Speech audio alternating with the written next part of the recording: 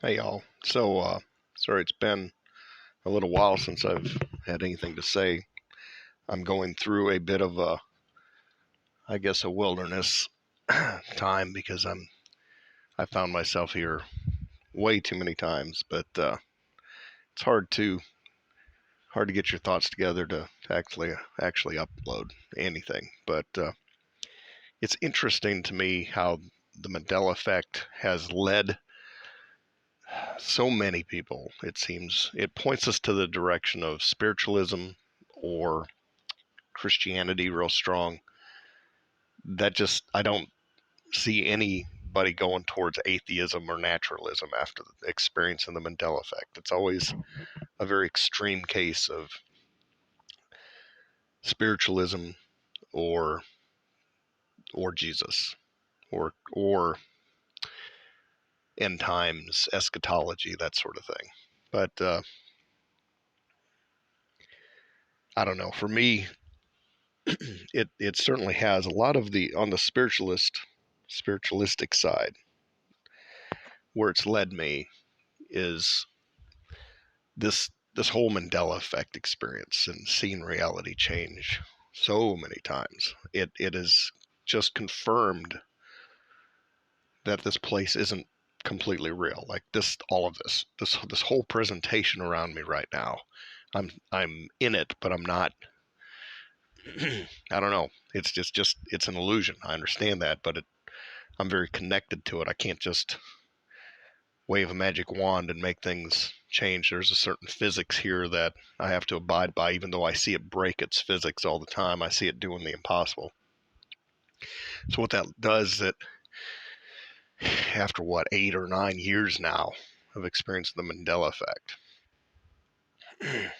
it makes you wonder what am I supposed to do with this information, this understanding that I have. How is it supposed to be of impact, of any real practical impact? What am I supposed to be doing here? What it seems to lead to more often than not is this idea of detachment. Where, everything around me, I understand the fakeness, the level of fakeness about it. So there's a certain level of detachment that you get. And when I go back to that event from 2016 on September 23rd, where I'm speaking, this is my God encounter. I'm having this conversation. That was a big theme in that conversation. And from the Christian side, it's funny because the spiritualistic side would say detachment. The Christian verbiage would be to not have cares about tomorrow, to trust in Jesus, to not worry, to have faith. But kind of the same thing. When I was having that conversation with God, one of the things that was discussed was my feeling this like a life review in the life review period. That's why it was so much like an NDE, because I went through that life review. And I was talking about how lonely this world has felt to me so many times. Like I've just been all alone, then there was this reassurance that I was never alone. That all the times that I thought that I was alone and just going through this place, I was never alone. God was always right there and right with me. I just couldn't see it. I couldn't feel it. I didn't have this sense of his presence. But I was going through it. I felt alone, and I was reassured that I was never alone. I was reassured that everything in this life that I've gone through has been within my capabilities to handle. Nothing has been beyond my, um, nothing would really break me. I had the power to endure it and to go through it and successfully get through. But like, so there was this message that I would be taken care of no matter what. Everything was always taken care of. At the end of the day, my worst fears were never realized. The worst case scenarios never happened, and I was always taken care of, and God was always right there. So the message was, stop worrying about tomorrow. Stop worrying about this life. Stop worrying about anything.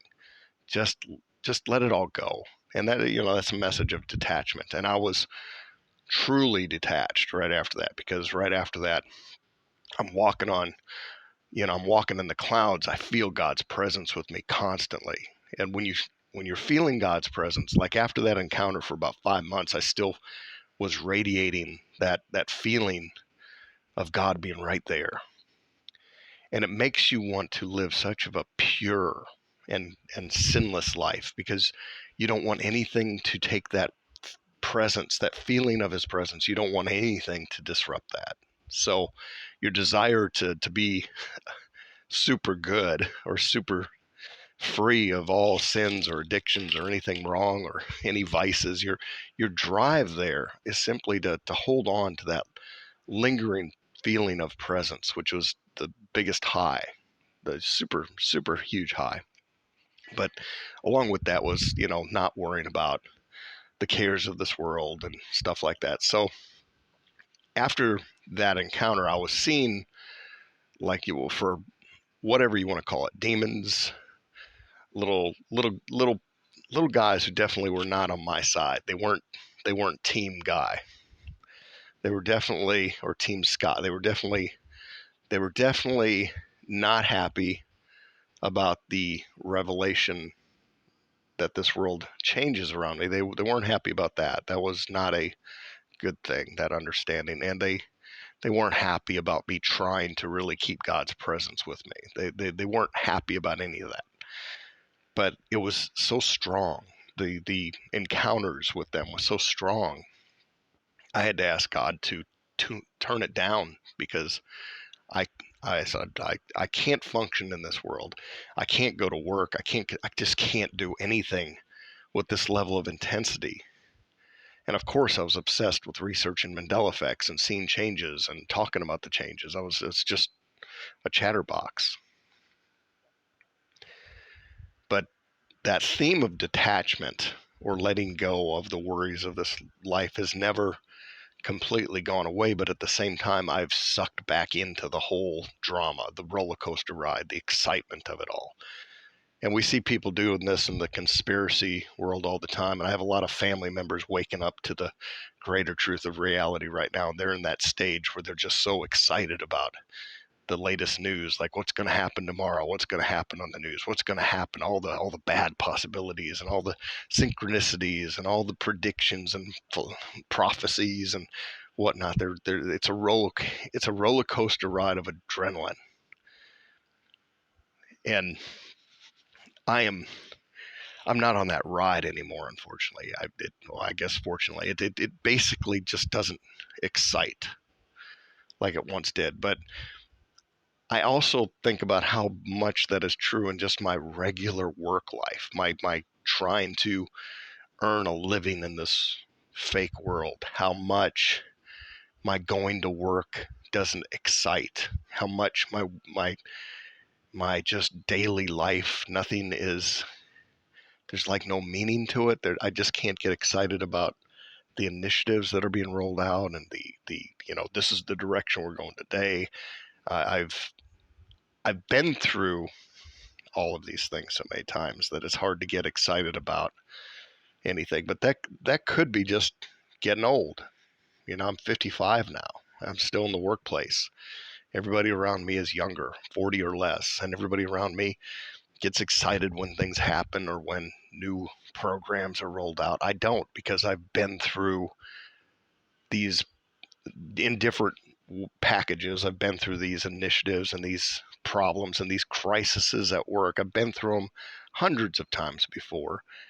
And it's just the same thing, just a different environment. In fact, people at work to me are the same people that I worked with 20 years ago. They just have different names and faces, but it's all the same. But now I'm the old guy and I don't truly fit in. And one of the things that's hard to just to mask is I don't have that head nodding, grinning agreement and excitement that everybody else does when it comes to, like, jumping through hoops to perform a task. The sense of urgency, one can tell there's a detachment in me. That's one of the things that's turned me off from a lot of Christian groups too, is the head nodding group think and the enthusiasm to go a certain direction when I cannot go along with the general enthusiasm with it.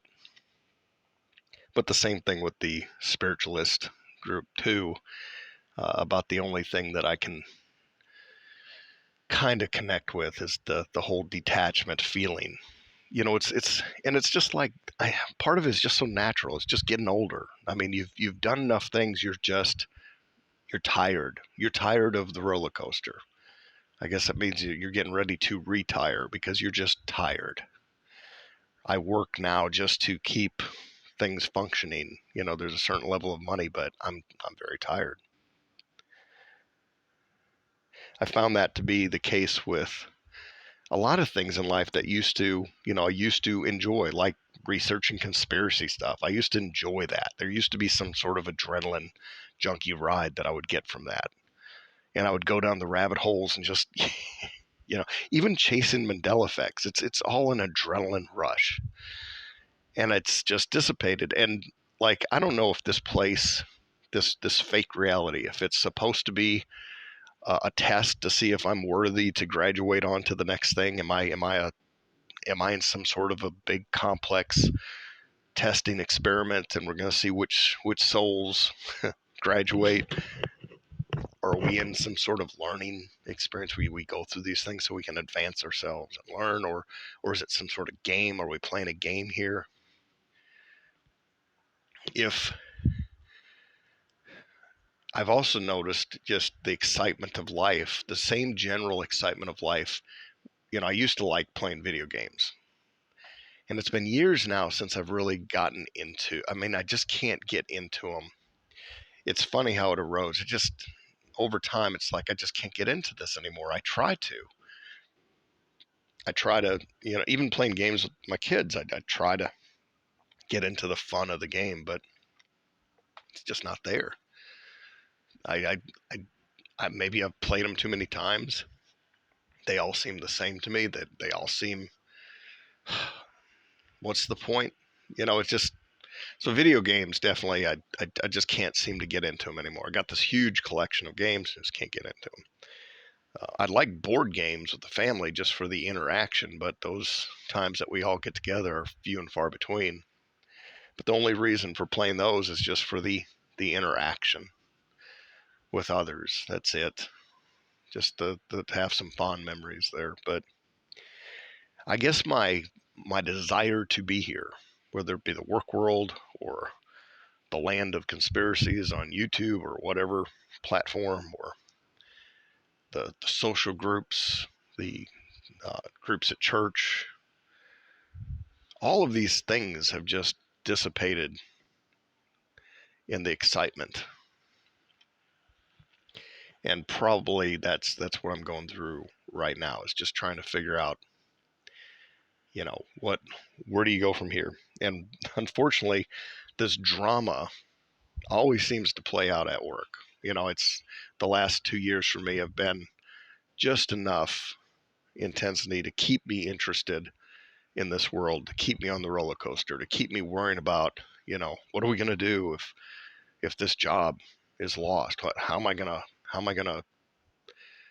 provide? How am I going to meet my obligations? And the last 2 years have been rough for me. So in this current job, I was up for promotion. Actually, I was considered for promotion, recommended for promotion by the senior regional.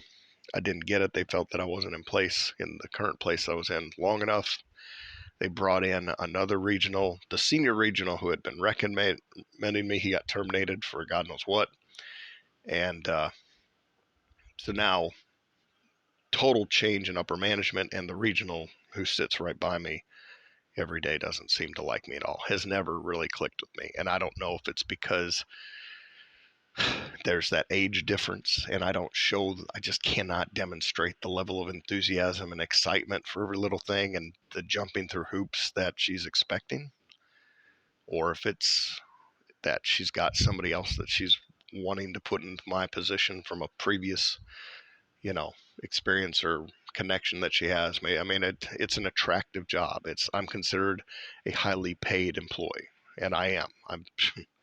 I'm paid pretty well, and the level of work that I'm being asked to do is just it's mind blowing. It's just not it's not what you would think. Uh, so there, I've got someone who's actively, very actively trying to get rid of me, without a doubt. And it's always hurtful to hear the gossip. You know, you pick up on little bits of gossiping that's occurred about you, and that's always it's very disappointing. And I have sent emails to voice my experience with this person since she started, which that's definitely gotten back to her. And it's I just gave examples without making accusation, just stated what has happened.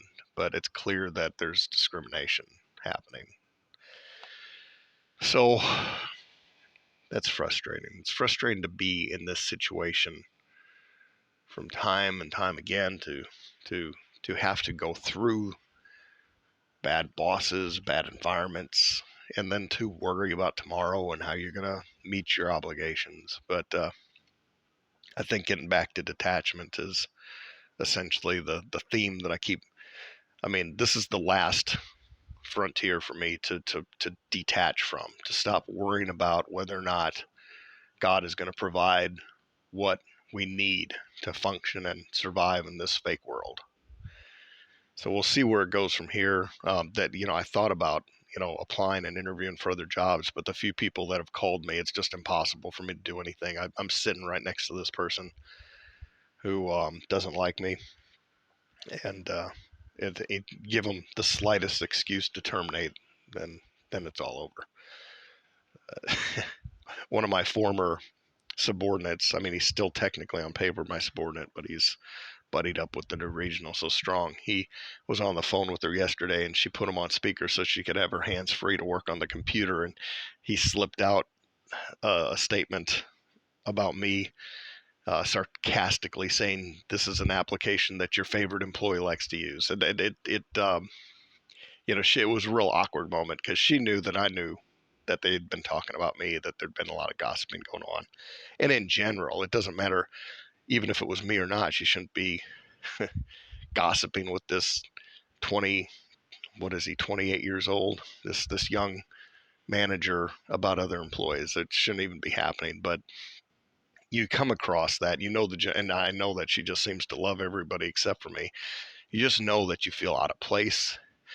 You feel pushed in the corner. You feel like you're being pushed out. It's a horrible feeling for anybody to go through, is to feel completely rejected by the group that you're in. And all you're trying to do is just keep yourself and keep making a paycheck so you can pay your bills. That's it. So I'm trying to detach and put that trust in God that everything will be as it's meant to be. But I have to admit, it's hard. This last frontier of detachment, it's hard to truly let go here. It's hard to disconnect my mind from what's obviously a reoccurring theme and obviously a message that I need to stop letting it bother me. I need to get free trust me, I'm knee deep in corporate America. This is insanity on steroids. It is crazy the things that these people talk about and do. I so do not fit in with the crowd that I'm around. It's so obvious. It's like everything about me is different, and yet I'm walking around in this in this role in this place every day. And it's not that I don't work hard. I work minimum on site 11 plus hours a day. I commute 2.5 hours. I sleep with the phone by my side so that I can catch any emergency calls, and sometimes I have to come in on the weekends even. So it's not that what I do is that important. It's just busy work that takes a lot of time, and nobody else around me works this much. I just do it, and I kind of do it because I'm also fighting the